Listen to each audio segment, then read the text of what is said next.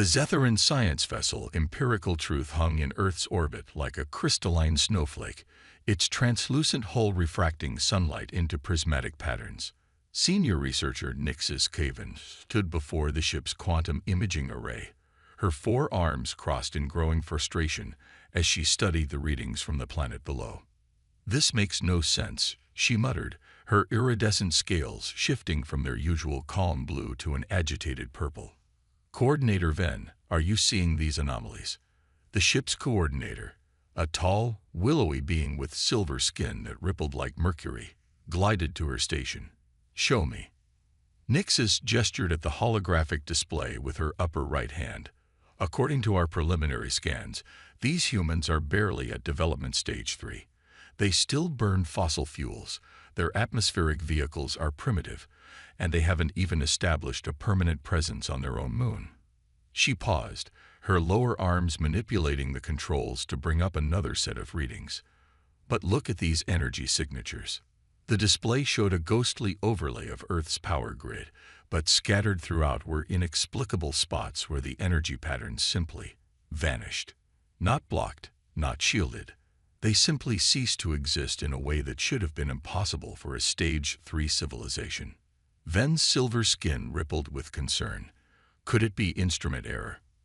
"I've calibrated the sensors 3 times, Nixis replied. "And there's more. Watch this." She brought up a recording from their approach to the solar system. "See these gravitational fluctuations around their asteroid belt? They're subtle, but they're artificial. Someone's maintaining clean flight corridors through the debris field, but doing it so carefully it looks natural unless you know exactly what to look for. A protecting power, perhaps," Ven suggested. "Another spacefaring race watching over their development." Nixis shook her head, her scales now showing bands of confused yellow. "We've checked against the galactic registry. No known species claims this system as a protectorate. And these energy signatures, they don't match any known technological pattern. They're completely unique." The ship's strategic analyst, a cybernetically enhanced being named Krell, joined them at the console, his artificial eye whirred as it processed the data. "There's another possibility," he said slowly. "One that's statistically improbable, but not impossible. They're hiding their true capabilities." "But why would a civilization hide its advancement?" Ven asked. "The benefits of joining the galactic community far outweigh any advantages of isolation." Before anyone could respond, the ship's sensors registered movement from Earth. A small atmospheric craft, primitive by their standards, was ascending from the surface. Its trajectory would bring it nowhere near their position. Yet somehow, "We're being hailed," the communications officer announced, surprise evident in their harmonic voice. "From that aircraft. They're using our exact frequency. That should be impossible. They shouldn't even be able to detect us through our cloaking field." Ven's skin rippled with decision patterns. "Accept the transmission." A human face appeared on their main display. Female, by their research, with dark skin and silver-streaked hair. She wore what appeared to be a simple flight suit, but Nixis instruments were registering bizarre energy readings from it that defied analysis. "Greetings, Empirical Truth," the human said in perfect galactic standard, her tone warm, but carrying an undercurrent of authority that made everyone on the bridge straighten involuntarily. "I'm Dr. Elena Santos of the Earth Diplomatic Corps. We've been expecting you." The bridge crew exchanged shocked looks. Then managed to respond first. "You were expecting us? How is that possible? This is a first contact mission." Dr. Santos smiled, and Nixis instruments briefly registered an energy spike that shouldn't have been possible from a supposedly primitive aircraft. "Perhaps we should discuss that in person. Would you be willing to accept an invitation to our facility in Antarctica? We find it's better to have certain conversations face to face." "Antarctica," Krell murmured, checking his data feeds. "That's their southern polar region, officially uninhabited except for a few small research stations." "Officially," Dr. Santos agreed, that same enigmatic smile playing at her lips. "Coordinator Ven, I'm transmitting coordinates now. I think you'll find our landing facilities quite adequate for a vessel of the empirical truth size. Coordinates flowed into their navigation system, coordinates that took into account their ship's exact specifications, including details that were supposed to be classified by the Galactic Survey Corps. As the transmission ended, Nixis looked at her readings again, her scales now cycling through patterns of excitement and apprehension. "Coordinator," she said carefully, "I don't think this is going to be a typical first contact mission." Ven stared at the blue-white planet below, their silver skin showing complex patterns of anticipation and concern. "No," they agreed quietly. "I believe we're about to discover that nothing about Earth is quite what it seems." The empirical truth began its descent through Earth's atmosphere, its crew unaware that they were about to uncover a secret that would reshape their understanding of not just humanity, but of their entire galaxy's history. The Antarctic facility appeared modest on approach, a few scattered buildings nestled against the endless white expanse. But as the empirical truth descended, Nix's sensors detected something that made her scales flash white with shock. The entire ice shelf below was artificial, a sophisticated molecular construct that perfectly mimicked natural ice. "Impossible," she whispered, but the evidence was undeniable. The landing pad that emerged from the ice was pristine, and more importantly, equipped with gravitational stabilizers that matched their ship's specifications perfectly. Dr. Santos waited for them in what appeared to be standard cold weather gear, though Nix's instruments continued to register those bizarre energy readings from her clothing. "Welcome to Earth," Dr. Santos said as they disembarked. "Please, follow me. And yes, senior researcher Kivan, your instruments are working perfectly. Everything they're telling you is real." Nix's scales flickered in surprise at being addressed by name, information they hadn't transmitted. The human smile widened slightly. The facility's interior was a study in contradictions. Primitive LCD screens hung on walls that Nix's sensors indicated were made of metamaterials that shouldn't exist for another 1,000 years of technological development. Ancient-looking fluorescent lights illuminated corridors that seemed to bend space in subtle, impossible ways. "You're wondering about the anachronistic technology," Dr. Santos said as she led them into what appeared to be a conference room. "It's deliberate. Like the rest of our public infrastructure, it serves as a reminder." "A reminder of what?" Ven asked, their silver skin rippling with curiosity. "Of hubris," a new voice answered. An elderly human male entered the room, walking with a simple wooden cane that registered energy readings more complex than a star core. "Dr. James Chen," he introduced himself. "I lead our historical preservation initiatives." "Historical preservation." Krell's artificial eye whirred rapidly. "Your species has barely begun its technological journey." Both humans exchanged glances that seemed to contain volumes of unspoken communication. Dr. Chen settled into a chair that automatically adjusted to support his frame. "Tell me," he said, "in your archaeological surveys of the galaxy, have you ever encountered artifacts you couldn't explain? Technologies that seemed to predate all known civilizations?" Nixis felt her scales shift to a deep blue of revelation. "The precursor anomalies," she breathed. "Every major scientific institution in the galaxy has studied them. Perfect spherical structures found on worlds too young to have developed them. Quantum manipulator devices that predate the evolution of most spacefaring species. Energy matrices that—" She stopped, her scales now pulsing with impossible implications. Dr. Santos nodded encouragingly. "That operate on the exact same principles as the energy signatures you've been detecting since you arrived." She finished for Nixis. "Yes. Those aren't precursor artifacts. They're human artifacts." "But that's impossible," Ven protested, their skin now showing patterns of extreme agitation. "Those artifacts are millions of years old. Your species has only existed for a fraction of that time." "Actually," Dr. Chen said, tapping his cane slightly on the floor, "modern humans as you know us have only existed for a fraction of that time. We edited ourselves." deliberately regressed our species, scattered our technology, and started over. He waved his hand, and the seemingly ordinary conference room transformed. The walls dissolved into a three-dimensional star map of the galaxy, with points of light indicating what they now realized were ancient human outposts, settlements, and research stations. There were thousands of them. Humanity didn't evolve on Earth, Dr. Santos explained gently. We created Earth. This entire solar system is artificial, constructed as a preserve, a place to start over after we realize what we were becoming.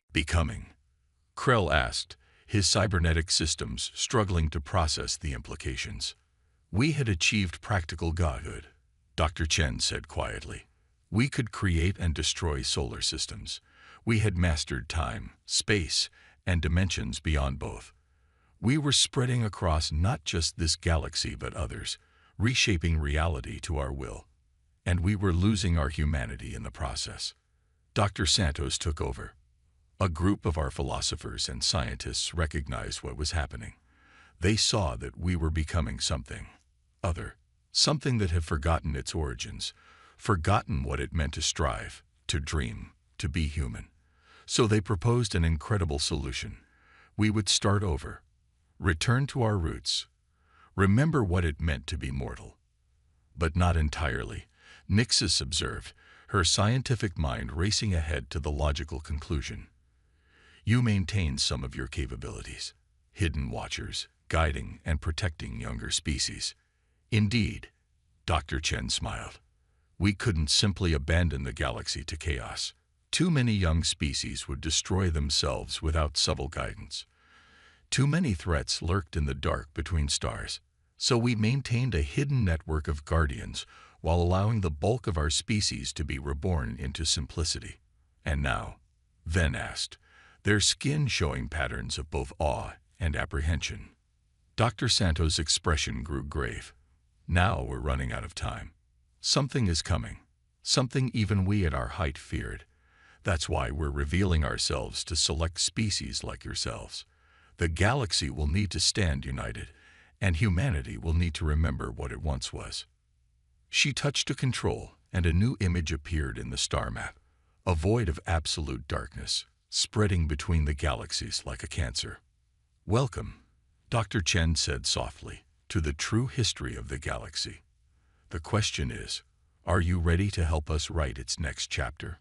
The day after their shocking revelation, the Zetheran crew found themselves deep beneath the Antarctic ice in what Dr. Santos called the archive. The vast chamber stretched beyond sight, filled with technology that seemed to defy the laws of physics themselves. Holographic displays showed real-time monitoring of thousands of developing civilizations across the galaxy. Every species faces certain critical moments in their development, Dr. Santos explained, gesturing to a nearby display showing a world where a primitive species was just discovering nuclear physics, points where they could either destroy themselves or transcend their limitations. Nixis watched, fascinated, as a subtle gravitational fluctuation, one that would appear entirely natural, prevented an asteroid from striking a crucial research facility on that world. Her scales shifted to a contemplative green. You intervene. Minimally, Dr. Chen emphasized, leaning on his cane as he observed another display. We learned long ago that too much help stunts growth. The goal isn't to prevent all suffering or solve all problems. It's to ensure species have a fair chance to solve their own problems. Like parents, Ven observed, their silver skin rippling with understanding. Teaching children to walk by letting them fall sometimes, but preventing the falls that would truly harm them. Precisely, Dr. Santos smiled. We maintain this facility and others like it throughout the galaxy. Most humans don't even know they exist. Those of us who work here are descendants of the original Guardians, carrying on the mission through the millennia. Krell's artificial eye focused on a particular display showing what appeared to be a quantum probability map. These calculations, they're tracking potential futures. More than tracking, Dr. Chen corrected. We're gently nudging reality toward the most stable outcomes. It's delicate work. Push too hard, and you risk creating worse problems than the ones you're trying to prevent. A soft alarm chimed through the facility. Dr. Santos moved to a central console, her expression growing concerned. Speaking of problems, take a look at this. The main display shifted to show a region of space near the galactic core. At first glance, it appeared empty, but Nix's scientific training allowed her to spot the anomaly immediately. The background radiation. It's being absorbed by something. Not absorbed, Dr. Chen corrected grimly. Consumed. This is what we've been preparing for. What our ancestors feared enough to hide entire civilizations from. The display zoomed in, and Nixis felt her scales involuntarily shift to the deep purple of primal fear. The void wasn't just dark. It was an absence, a hunger given form. Mathematical symbols scrolled across the screen, showing its growth rate. We call them the entropy tide, Dr. Santos explained. They're not alive in any way we understand. They're more like gaps in reality itself. Our ancestors encountered them when we first reached other galaxies. They're why we created the preservation program, why we scattered our technology across the stars instead of destroying it completely. Because you knew they would return. Ven realized, their skin now showing patterns of deep concern. Yes, Dr. Chen nodded. We seeded the galaxy with our technology, hidden in ways that would only be discovered when species were ready. The precursor artifacts your people have been studying. They're not just relics. They're tools. Parts of a galaxy-wide defense system that can only be activated when enough species reach the right level of development. But why not simply maintain your advanced civilization? Krell asked. Surely you would have been better prepared at the height of your power. Dr. Santos shook her head. Power wasn't the problem. Understanding was. At our height, we had lost touch with what it meant to strive, to innovate, to face challenges we weren't certain we could overcome. We had become stagnant, relying on brute force rather than creativity. By returning to our roots, Dr. Chen continued, by watching younger species overcome their challenges, we've relearned something vital: the power of diversity. Each species brings unique perspectives, different ways of thinking. The entropy tide cannot be defeated by raw power alone. It will take innovation, creativity, and types of thinking that we alone could never achieve. A new alarm sounded, this one more urgent. The display showed the void's growth accelerating. That's why we're revealing ourselves now, Dr. Santos said urgently. We need to begin preparing the galaxy's civilizations, not just technologically, but psychologically. They need to be ready to face an enemy that cannot be reasoned with, cannot be understood, can only be survived. And this is why you chose us. Nixis asked, her scales showing bands of determination mixing with her fear. Yes, Dr. Chen smiled. Your people's dedication to empirical truth, combined with your ability to adapt your beliefs when presented with new evidence, made you ideal first contacts. We need you to help us reach others, to help them understand and prepare. The greatest challenge, Dr. Santos added, will be convincing people to work together, to share knowledge and resources on an unprecedented scale. That's why we're showing you all of this. You're not just witnesses to history. You're about to become part of our guardian network. The displays around them shifted, showing hundreds of other alien species, all at different stages of development. Each one would need to be contacted, convinced, prepared. The fate of the galaxy would depend on how well they could work together. So, Dr. Chen asked, looking at each member of the Zetheran crew in turn, are you ready to help us wake the galaxy? 6 months after their first contact with Earth, the crew of the Empirical Truth found themselves in a very different role than they had ever imagined. Their ship, now enhanced with reactivated human technology, had become a vital part of the awakening process. Nixis stood on the bridge, her scales shimmering with complex patterns as she watched another civilization receive their first contact. On the view screen, representatives of the Krith, An avian species known for their remarkable mathematical insights were processing the same revelations that had changed her world forever. "They're taking it better than the Morrican did," Venn observed, their silver skin showing approval patterns. Last month, they had needed to prevent a panic-driven launch of antimatter weapons when the crystalline beings of Morrican Prime convinced themselves they were being invaded. "The Krith have already discovered 3 of the hidden artifacts in their sector," Dr. Santos noted from her station. She had joined their crew as Earth's liaison, though Nixis suspected her real role was far more complex. Their theoretical models were remarkably close to understanding their true purpose. A warning tone chimed through the bridge. Krell's cybernetic systems interfaced directly with the ship's sensors, his artificial eye glowing brightly. "Energy spike in Sector 847. The void is consuming faster." The main display shifted to show the spreading darkness. What had once been a barely noticeable anomaly now stretched across several light years, its edges pulsing with hungry purpose.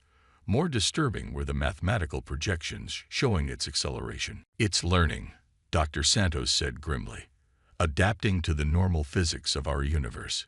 We have less time than we thought." Reports began flowing in from other awakening teams spread throughout the galaxy. The Ashari had successfully activated one of the ancient defense nodes. The Quilleri Engineering Corps had decoded the quantum matrices in their sector's artifacts. The hegemony of 7 suns had pledged their vast industrial capacity to the cause. But there were also setbacks. The Proxan Confederation had fractured into civil war over whether to believe the warnings. The Yith Collective had retreated into isolation, refusing to share their discovered artifacts. And in the Carina Spiral, an entire sector had gone dark as the void consumed its first inhabited systems. "Show me the latest distribution model," Dr. Santos commanded. A galactic map materialized, showing the location of every known artifact and the status of their activation. Glowing lines connected them in complex patterns that, when fully activated, would create a galaxy-spanning defense network. "We've confirmed 47% of the necessary components," Krell reported. "But the activation sequence requires 85% minimum participation. Without it, he didn't need to finish." They had all seen the simulations of failure scenarios. A new signal caught their attention. Dr. Chen's image appeared on the command screen, transmitted from the Antarctic facility. "We've completed analysis of the Carina Spiral data," he announced, his usually calm voice tight with concern. "The void, it's not just consuming matter and energy. It's consuming information itself. History, culture, memory.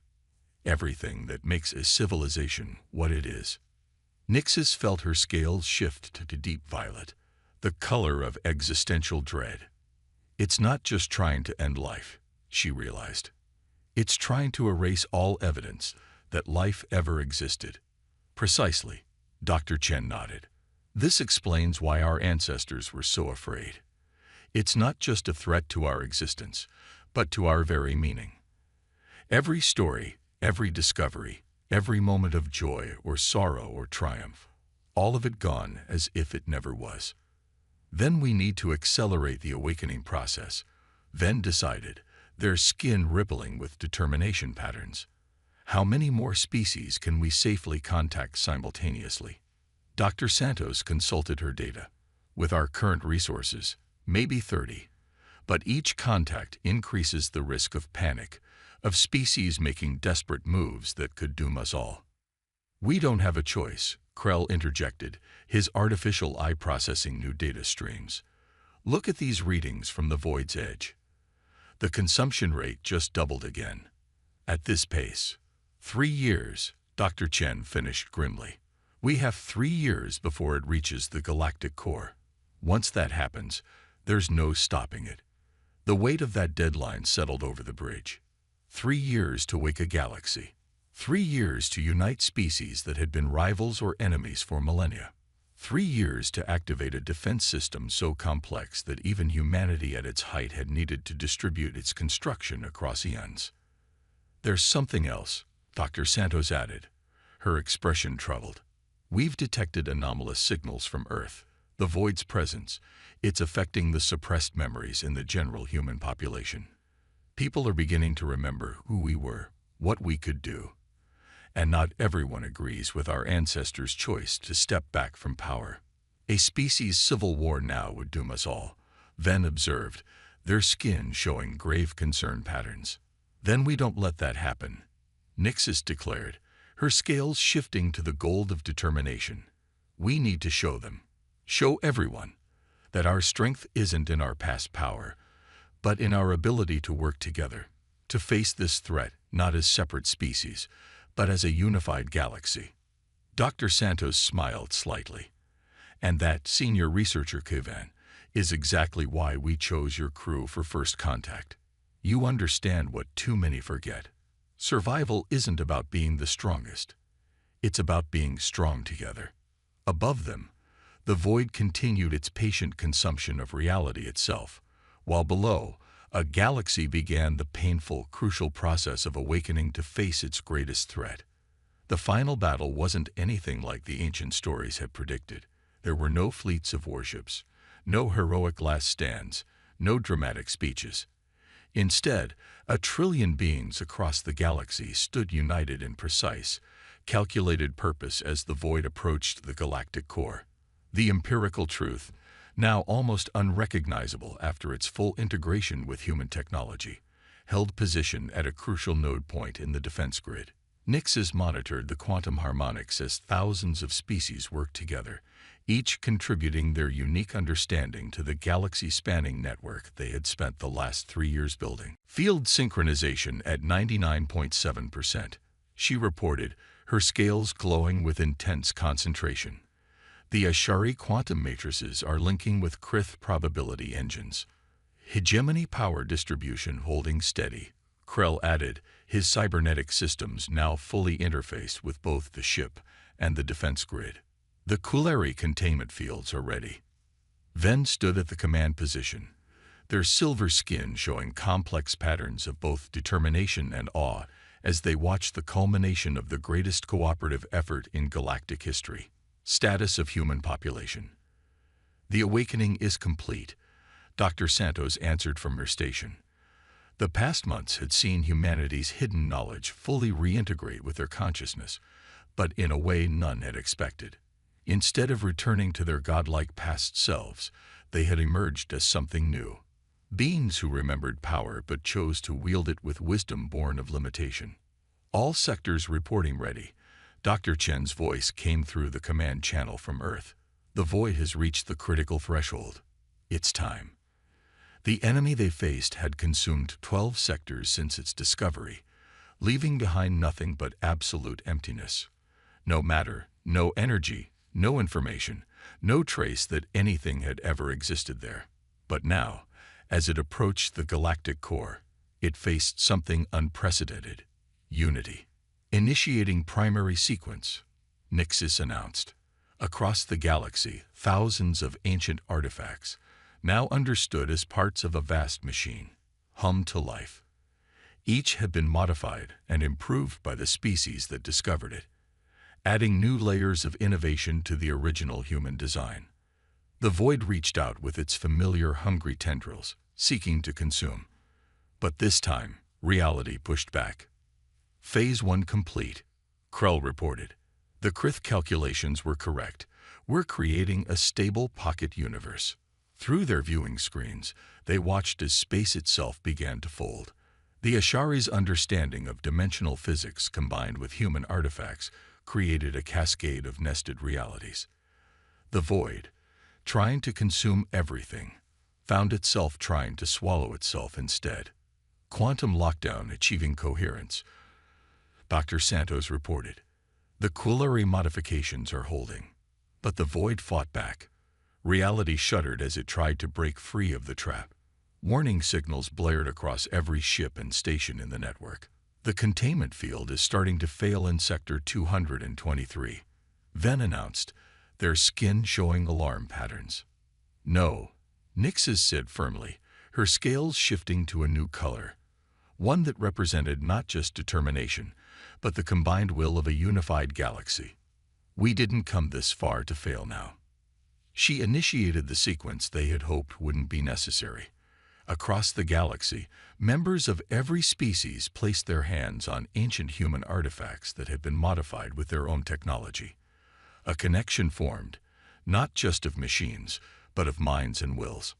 Everyone, Dr. Chen's voice rang out across the universal channel. Remember what we learned. It's not about power. It's about understanding. About being human, not just Earth's humans, but every species' version of humanity. Our ability to adapt, to learn, to grow, to face the unknown together. The void pulled harder, trying to break free. But now it faced something it couldn't consume.